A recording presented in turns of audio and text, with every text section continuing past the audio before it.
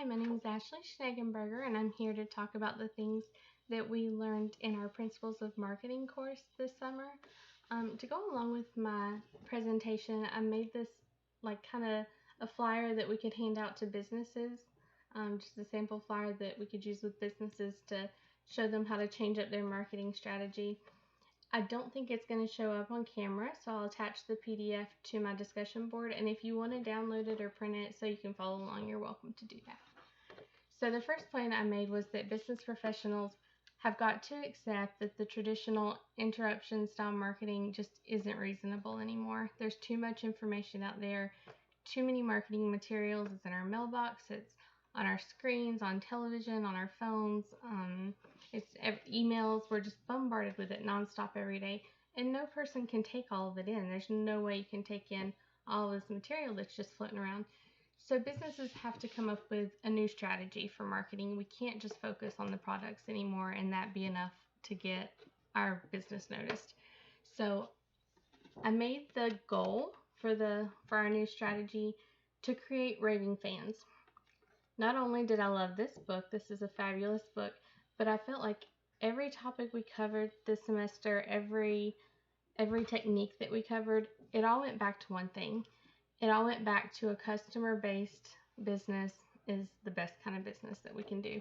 To put the customers first, that's the best marketing strategy that we can make in a world where there's so many competitors. There's so many businesses offering the same products that we have. There's so much information out there. If you want to stick out, you really have to do something that means something. And putting your customers first and building those relationships with your customers, that's really what's going to build a strong business. And so I made that our goal, was to create those raving fans. And then I broke down several of the techniques that we talked about this semester, the different marketing strategies that we learned, and how we can use those to create those raving fans. So the first one that I mentioned is inbound marketing. That was our first week. And inbound marketing was a shift in the way we do business, and it takes the focus off of the products, off of the business, and puts all the focus on the customer.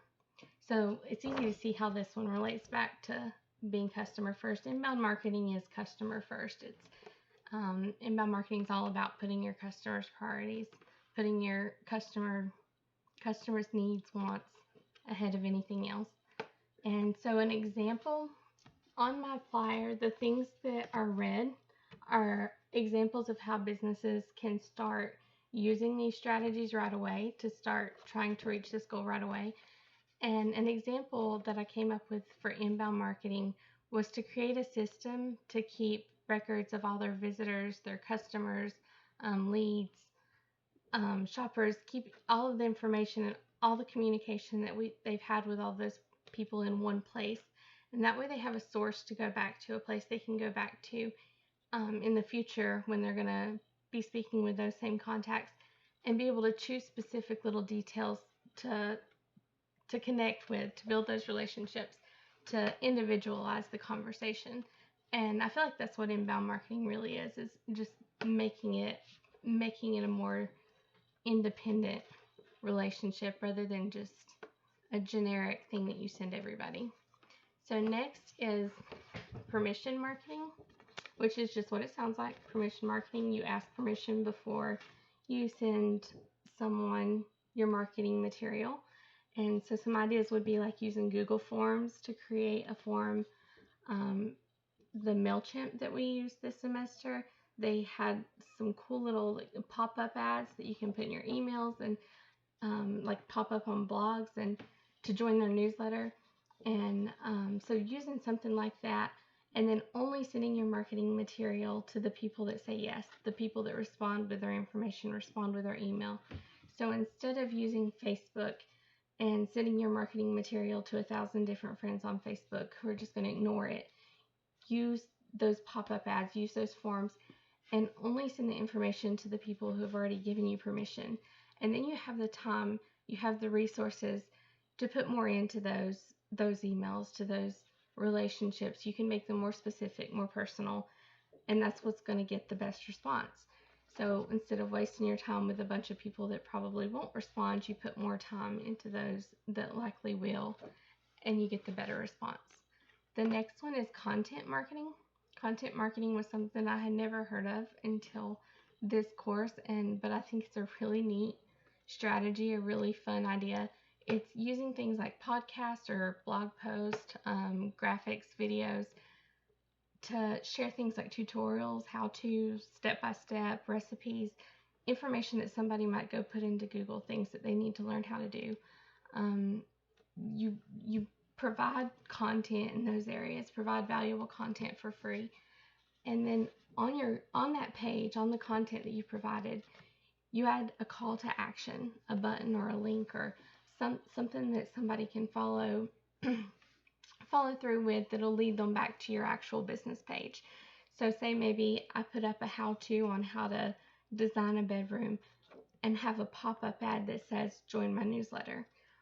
So that's the kind of thing, that's how content marketing works. You get them to the page offering free, valuable content that they're already looking for, and while they're there, you redirect them to your business page.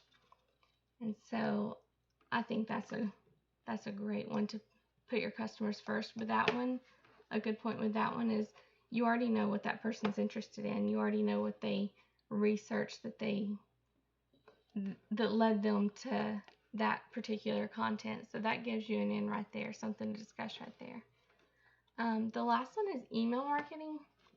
And email marketing is a tough one because it's so overused. It's a huge part of a successful business. It's free, obviously, which is the best form of marketing.